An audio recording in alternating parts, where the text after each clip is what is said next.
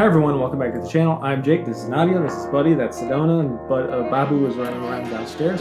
Today, we're talking about the latest #1 hit movie on Netflix, Hitman. Hitman.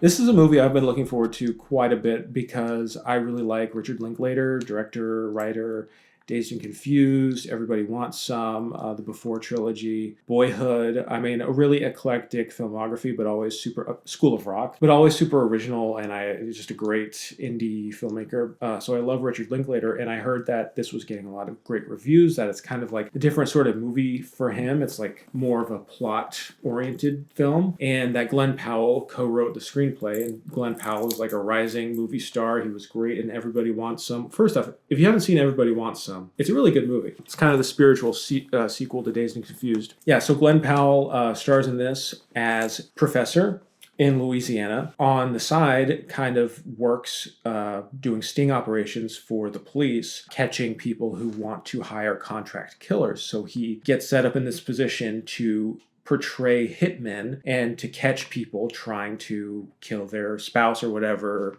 whoever they want to kill. And he just happens to be really, really good at acting the part. I want to know, what did you think of this movie? We watched it together a couple days ago. I really liked the film. I thought it was really funny. I didn't know it was based on a true story, and very loosely, I think. I mean, yeah, I hope so. Loosely. It was just really funny, unexpected. It's just a good time. I really like that it was on Netflix because it felt nice just to be able to watch it at home. I really wish this got a wider theatrical release, though. Yeah, I think more people would have. Felt like something that should be in theater, but yeah. I feel like it would have been good to watch with the crowd. I feel like I actually like the fact that we were at home, maybe because, I don't know, there's something magical about just being home sometimes watching action films. I thought it was really funny. I thought it wasn't really an action film. Yeah, you're right. It's, what would you call it? Kind of like a comedy thriller, yeah. Comedy thriller, all right. The ending is not what I expected. The whole movie isn't what I expected for a movie called Hitman. Yeah, but... because it's really not about a hitman. It's about a guy pretending to be a hitman. But the ending is not what I thought it was going to be. The ending was very unexpected. In a way, it was a little disappointing. Interesting. I thought it was very clever. Just because it was unpredictable. It thought it was going to be like some more Mr. and Mrs. Smith, but only with Mr. Smith kind of part, you know? I thought it was going to be more action-oriented. Weirdly very realistic, but also very not realistic. Yeah. Like a combination of both. Yeah, but I thought it was, I don't know, I don't have, I thought it was an enjoyable film. Okay, so what would you rate it? I would rate it 7.5 out of 10. What would you rate it? Well, I really loved this movie. I went in wanting to like it, and I did, but not in the way I expected. A slower, kind of meandering pace at first. You don't really know where it's going. It just kind of feels about this guy's life. There's some broad humor because there's a lot of like disguises that he puts on and like goofy characters when he's portraying hitmen. That's so like, why is he going this big for this thing? But I want, in the spoilers, I want to talk about why I think that like broad humor for how he's portraying the hitman works for this movie, because I think ultimately like the themes in this movie are like with all Richard Linklater movies, like there's a surprising amount of complexity when it doesn't seem like there is. It's kind of like a simple story, but the themes run deep because it's a movie about performance. It's a movie about identity, about how you can change your identity if you can or if you can't. And ultimately, it reminded me very much of like a Donald Westlake story. Donald Westlake was a crime writer who wrote a lot of like comedy crime stories, but a lot of his books are about like identity and people who don't know themselves and people who do, and how, and just like the tone of the broad humor, but with like the genuine thrills and excitement.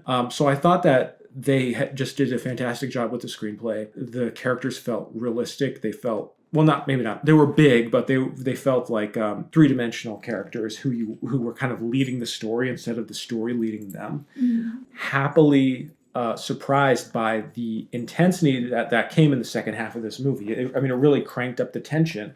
It started out as kind of like more of a laid-back story with like some philosophical questions and just like fun times, and then it becomes like a genuine like, oh dang, what's going to happen? and what does this mean for the characters, and what does and it doesn't like force any ideas on the viewer. It doesn't force a message. It doesn't say this is how you should think about this movie. It just opens up and says, all right, what do you think of this? And I loved that about it. I like that too. I think I'd rate it like an 8 out of 10. Wow. I'm not surprised. The only downside for me is that I thought it could have had a little more like cinematic style. It was a little, not to sound mean, a little basic looking.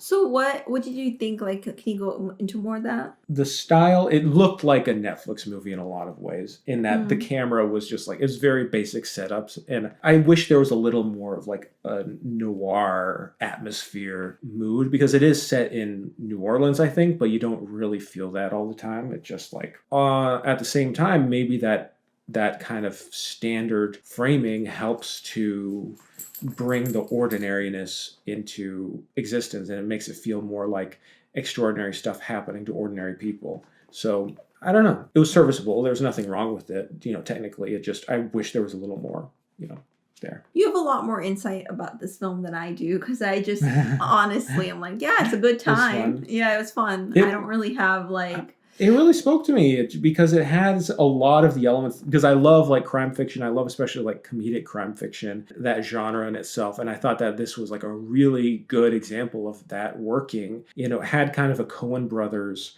like zaniness. Before we move on, Glenn Powell, this is like I thought he was great in this, right? Mm-hmm. He was really entertaining. I mean, he plays so many different characters. He goes between, his main two personas is Gary, his like very nerdy self, and then Ron, who's like the cool version of himself as the hitman. You start to see like it's very subtle performance where by the end there's very little difference between the two sides. All right, let's just get into spoilers. You recommend Hitman? Yes, absolutely. Go watch it. It's on Netflix. It's just it's definitely a very fun movie. Yeah. So spoilers for Hitman.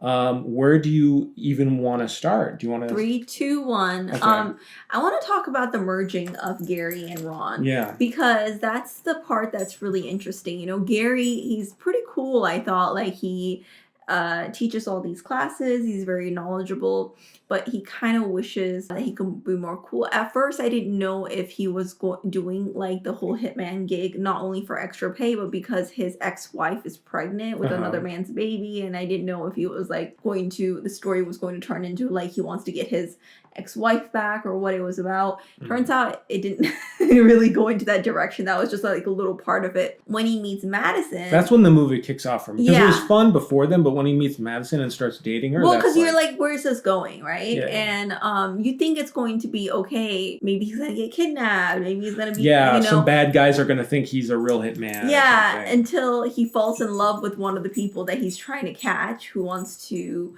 put a hit on her abusive ex-husband or abusive husband. And then he feels sorry for her, but he's also attracted to her. He then stupidly wants to date her and then pretends to be Ron. And it's just really funny because he's like, when he comes clean about it as Gary, he just says, well, you like Ron, I like Ron. Yeah. And it's just interesting how, he describes like cutting off body, or like it's like a disturbing images that he has. He's almost like, in my past life, I think I was a true hitman, and he really embraces that identity to the point where it's uncomfortable. Madison is really attracted to that. And then she's such an interesting character. She is very interesting. And I thought like that's what like I was, I guess, a little disappointed about the film because I thought that like as we discover Madison more, she's actually not divorced to her husband. When her husband runs into her, Ron, in the club, outside the club, then she's like, shoot him, kill him,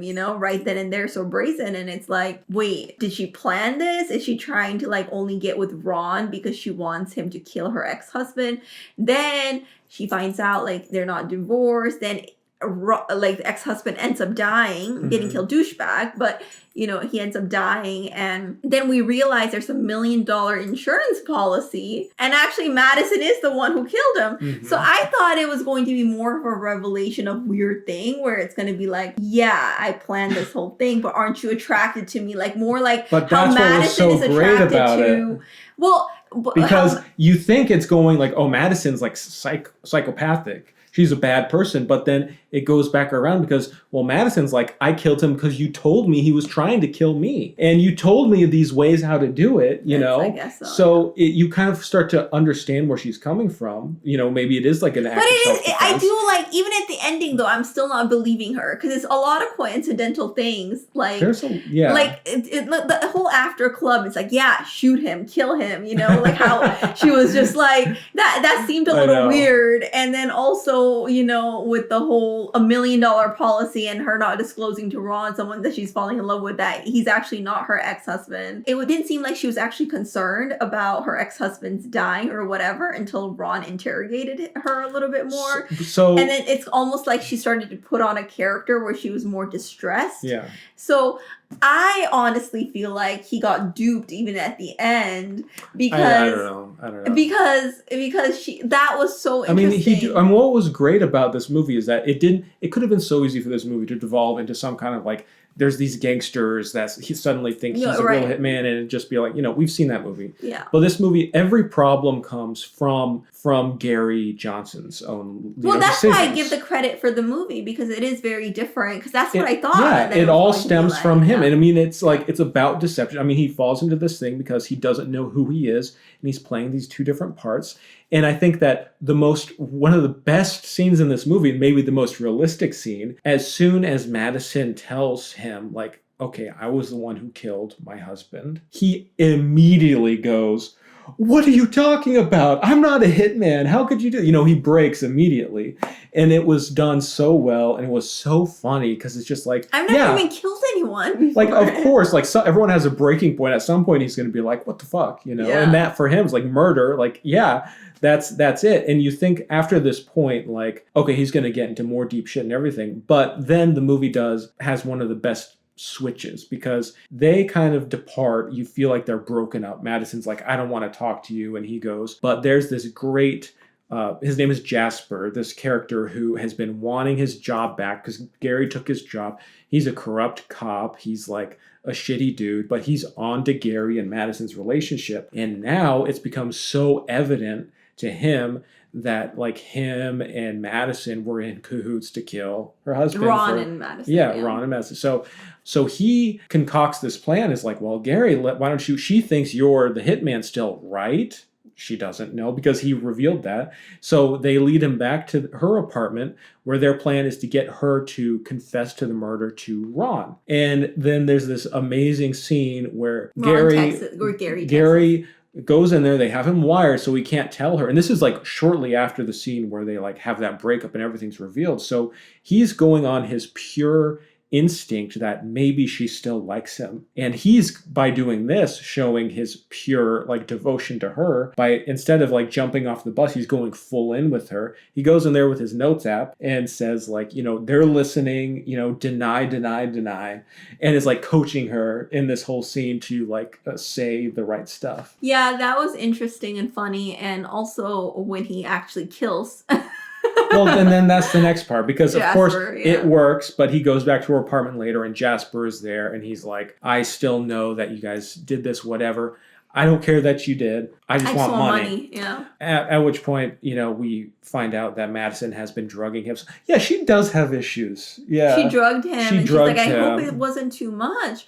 But that's the thing. It sounded like the way that she was playing it off, it almost sounded like she was egging him on to do something. Could be. Yeah. And I feel like that's what it kind of turned into. And then he actually became a little bit of a hitman himself. He makes it sure the whole movie, it's like really he's trying to decide who he is, and he decides that he's Ron, basically. Ron is who he likes, yeah. So the movie ends with him going off with her. They have a kid, they have kids, and they're living this happy life, and they haven't been caught or anything. And the movie kind of gives it to you, like, how do you feel about this? You know, what is it? Have they really changed? And is that change good? And is Like, what does it mean to define who your identity is, when it's already been defined already? And was it a good thing what they did, So yeah, and I like how at the end they showed like the real Gary, and I was like, yeah, but he didn't kill anyone. Except the murders were made up. Yeah. But yeah, I thought it was really interesting about identity. It's kind of like what people say, like, oh, you want to be someone else, believe it, and then you'll actually become that person. And then it was literally truly a manifestation of that. So yeah, I thought it was a good movie. All right, well, let us know what you think, and as always, thanks for watching.